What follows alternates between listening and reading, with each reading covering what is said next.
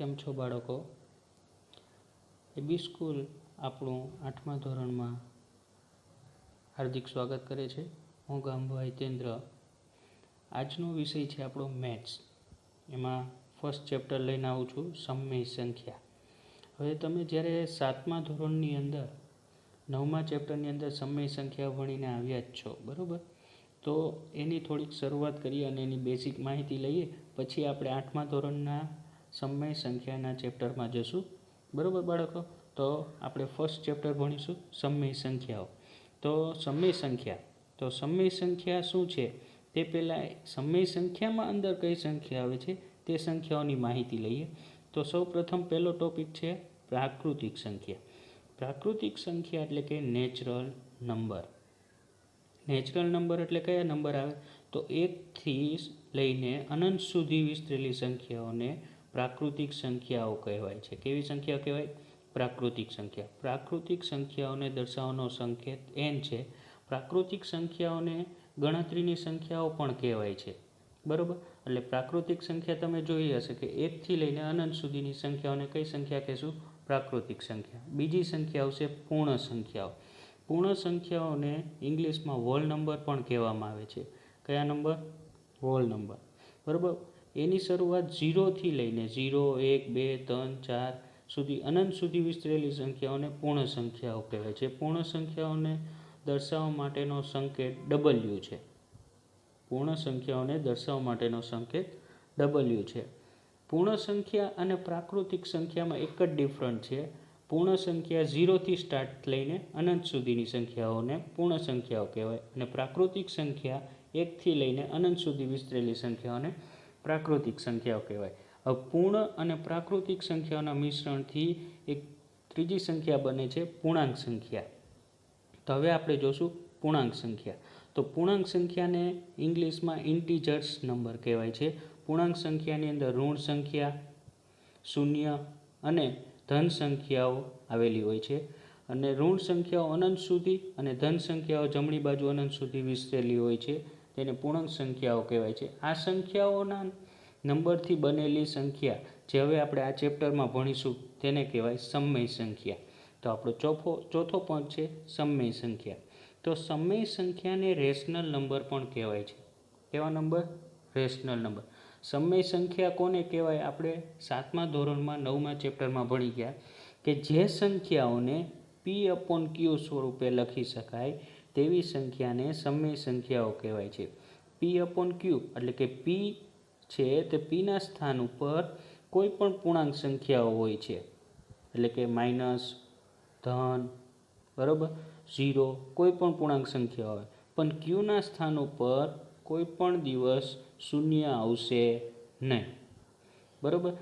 હવે સમય સંખ્યામાં -1, -1/2, 0, 1/2, 1 કોઈ પણ સમય સંખ્યાઓ આવે અને કોઈ પણ બે સંખ્યાઓ વચ્ચે અસંખ્ય સમય સંખ્યાઓ મળી શકે છે. બાળકો, આગળ આપણે જોયું કે સમય સંખ્યાઓ કોને કહેવાય, બરાબર? તો હવે સમય સંખ્યાના આપણે ગુણધર્મ જોશું. સમય સંખ્યાઓના ગુણધર્મ. તો પહેલો ગુણધર્મ છે સંવૃત્તતા. સંવૃત્તતા એ તમારા માટે એક નવો શબ્દ છે. એને આપણે સિમ્પલ લેંગ્વેજમાં આપણી ભાષામાં કહીએ છીએ નજીકનું લાગુ પડતું, એટલે કે નજીકની લાગુ પડતી સંખ્યા. સંવૃત્તતાના ગુણધર્મની અંદર 3 સંખ્યાઓ વિશે જોવાનું છે: પૂર્ણ સંખ્યા, પૂર્ણાંક સંખ્યા અને ત્રીજી આવશે સમય સંખ્યા. પહેલાં આપણે જોશું પૂર્ણ સંખ્યાઓ. પૂર્ણ સંખ્યાઓ એટલે કઈ સંખ્યાઓ? તો 0થી લઈને અનંત સુધીની સંખ્યાઓને પૂર્ણ સંખ્યાઓ કહેવાય છે. પૂર્ણ સંખ્યા એટલે કે એની અંદર 4 ક્રિયાઓ થાય છે: સરવાળો, બાદબાકી, ગુણાકાર અને ભાગાકાર. તો પૂર્ણ સંખ્યાઓ સંવૃત્ત છે કે નહીં તે જાણવા માટે તો પહેલાં આપણે સરવાળાની ક્રિયા દ્વારા સમજીશું. આપણે થોડાક એક્ઝામ્પલ લઈએ. તો સરવાળાની ક્રિયામાં 4 + 7 એટલે ટોટલ 11. તો 4 એ પૂર્ણ સંખ્યા છે, 7 પણ પૂર્ણ સંખ્યા છે. તો એનો જવાબ મળે છે સરવાળો કરતાં 11. તો 11 પણ પૂર્ણ સંખ્યા છે, કેમ કે 0થી લઈને અનંત સુધીની સંખ્યામાં 11 આવે છે. એટલે 11 આવી એટલે સરવાળાની ક્રિયા માટે પૂર્ણ સંખ્યાઓ કેવી છે? સંવૃત્ત છે એવું કહેવાય છે, બરાબર?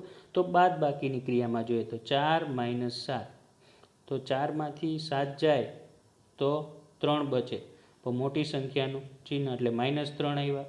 તો -3 એ પૂર્ણ સંખ્યામાં આવે છે? ના, નથી આવતા.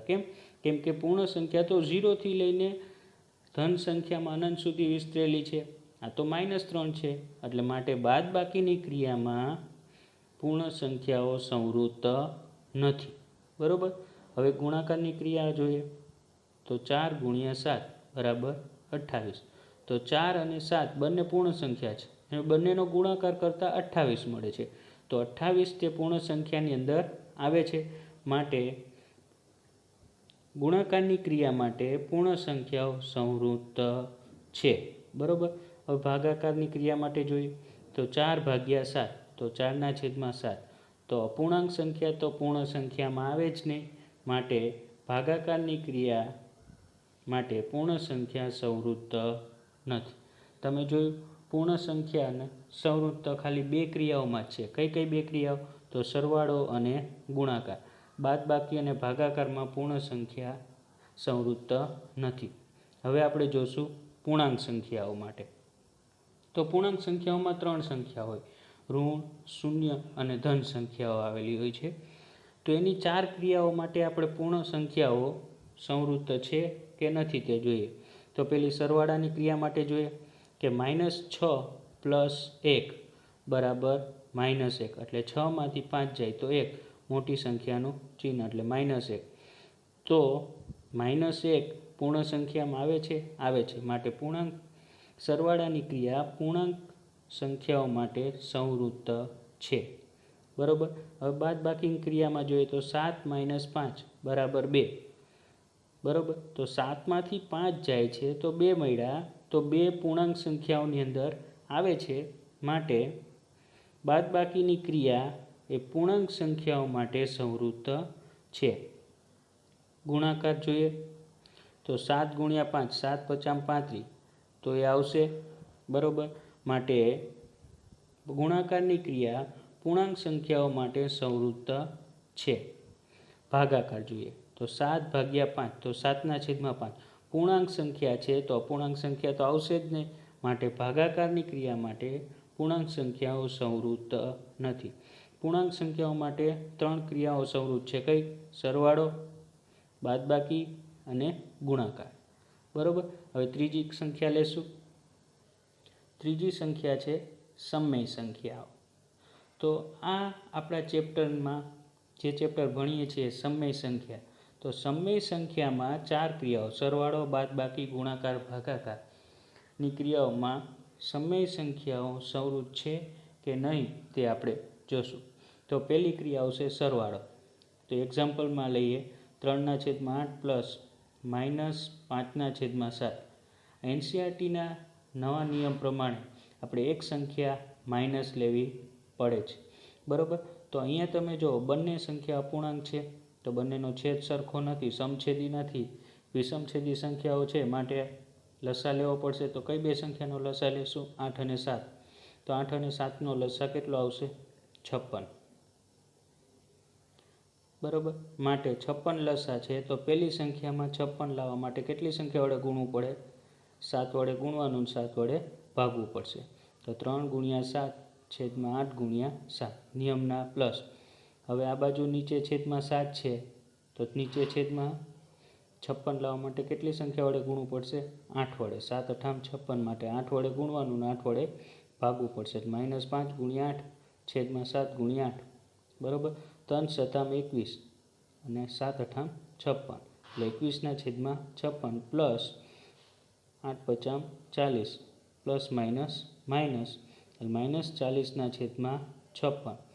હવે તમે બંનેનો છેદ સરખો સમછેદી થઈ ગયા, એટલે છેદ એક વખત લખાશે અને અંશમાં પ્લસને પ્લસ થશે. તો 21 પ્લસ માઇનસ માઇનસ અને 40. 21માંથી 40 બાદ કરતાં 19 બચે, પણ માઇનસ મોટી સંખ્યાનું ચિહ્ન એટલે -19/56. તો આ 2 સમય સંખ્યા હતી P/Q સ્વરૂપમાં. આ પણ P/Q સ્વરૂપમાં. તો આપણને જે સંખ્યા મળી તે પણ કેવી છે? P/Q સ્વરૂપમાં, જે આપણે આગળ વ્યાખ્યા દ્વારા સમજી ચૂક્યા છીએ. માટે સમય સંખ્યા સરવાળામાં ક્રિયા માટે સમય સંખ્યા સંવૃત્ત છે એવું કહેવાય છે, બરાબર. હવે બાદબાકી જોઈએ. બાદબાકીની ક્રિયામાં એક ઉદાહરણ લઈએ, 5/8 માઇનસ 4/5. અહીંયા પણ વિષમછેદી છે, માટે 8 અને 5નો લસા લેવામાં આવશે.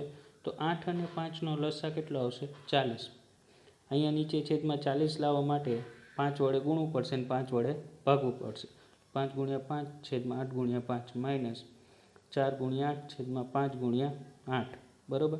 એટલે 5 × 5 25 ના છેદમાં 40 અને 4 × 8 8 ચોક 32 ના છેદમાં 40. બંનેનો છેદ સરખો એટલે એક વખત લખાય, એટલે 25 - 32 - 7 ના છેદમાં 40. તો આ બંને સમય સંખ્યાઓ જ હતી. જે બાદબાકી કરતાં મળતો જવાબ મળ્યો તે પણ P/Q સ્વરૂપમાં છે, અપૂર્ણાંકમાં જ. માટે બાદબાકીની ક્રિયા માટે પણ સમય સંખ્યા સંવૃત્ત છે. હવે વિદ્યાર્થી મિત્રો ત્રીજી ક્રિયા જોઈએ, ગુણાકાર.